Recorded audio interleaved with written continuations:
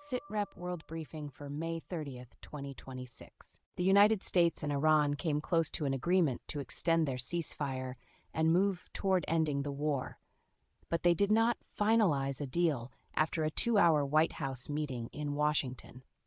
President Donald Trump said he was making a final decision on the proposed accord, yet the administration left the talks without signing off, keeping the negotiations in limbo.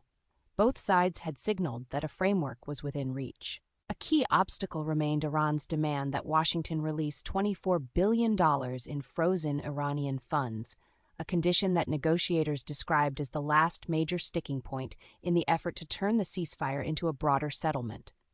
Tehran also rejected parts of Trump's public account of the talks. The Trump administration wants terms it can present as a durable end to the war, while Iran is trying to convert battlefield survival into financial and strategic concessions before any final signature.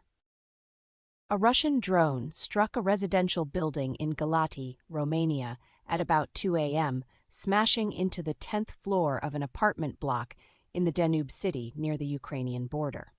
Romanian authorities said the drone was likely hit over Ukraine by air defenses and then altered its trajectory before crossing into Romanian territory and hitting the building, which stands roughly 11 kilometers from the border. The strike brought the war directly onto the territory of a NATO member. NATO and the European Union condemned Russia after the impact in Galati, and Romanian officials used the episode to argue that the alliance's eastern flank is absorbing repeated spillover risks from Moscow's war against Ukraine. The denunciations matter because Romania borders the Black Sea and sits along supply and refugee routes that have made it a critical NATO state since Russia's full-scale invasion of Ukraine. Bucharest and its allies signaled that even an apparently deflected drone can trigger a wider security debate over air defense coverage, deterrence, and the protection of civilians inside alliance territory. Ghana's parliament on Friday passed an anti-LGBTQ bill in Accra, advancing legislation described as among the most restrictive in Africa and sending it to President John Mahama for ratification. The measure targets people who identify as gay, lesbian, or transgender, and it comes after a prolonged domestic debate over sexuality, religion, and civil rights in a country where same-sex relations were already criminalized.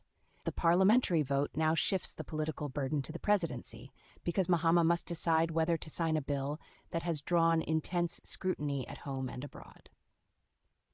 Both the vote and the bill's next step are significant because Ghana is often treated as a stable West African democracy, and legislation passed in Accra can shape the country's international standing with donors, investors, and rights bodies.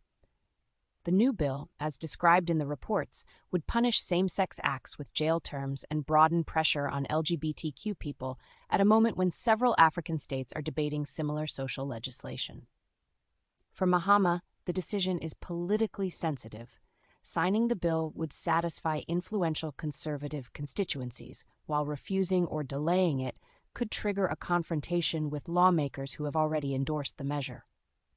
The bill's passage also highlights how questions of social policy have become a central arena of power in Ghanaian politics, with Parliament asserting itself directly on an issue that carries legal, religious, and diplomatic consequences.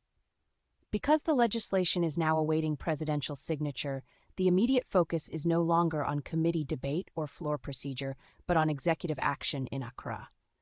Whatever Mahama decides, the outcome will define Ghana's near-term human rights trajectory and test how its democratic institutions handle a law that supporters frame as moral protection and critics see as state-backed repression.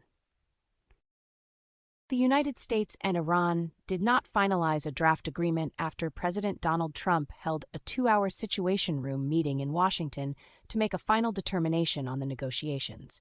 By the end of Friday's deliberations, no deal was announced, leaving the draft suspended between technical progress and unresolved political approval in both Washington and Tehran.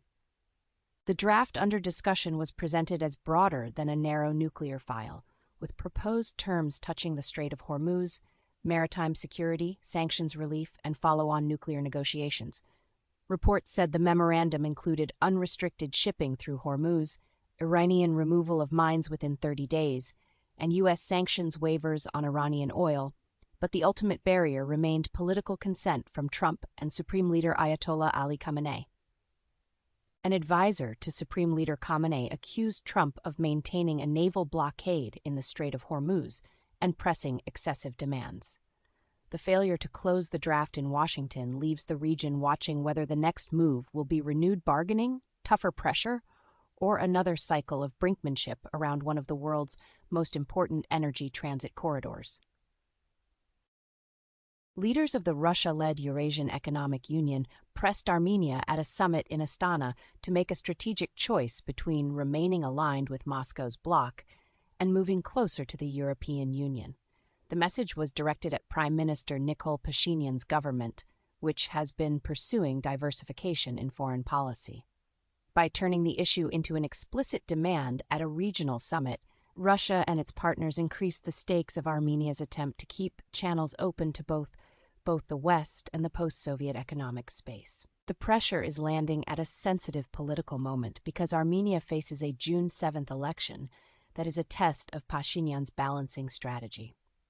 Moscow is treating Yerevan's outreach to Europe as a decision point with consequences for Armenia's place inside the Eurasian framework. The EAEU is not just a trade mechanism. For Moscow, it is an instrument for preserving influence across former Soviet space and limiting further European penetration. For Armenia, the confrontation in Astana highlights the limited room for maneuver available to small states on Russia's periphery. Pashinyan has sought broader ties with Western institutions while avoiding a complete break with Moscow. But the summit pressure indicated that the Kremlin and its allies want clarity rather than ambiguity. If Yerevan continues toward deeper European integration, it risks retaliation inside the Russia-led Union. If it pulls back, it risks undercutting a diversification agenda that has become central to its domestic and geopolitical positioning. Sources and the full written briefing are available at sitrepbrief.com.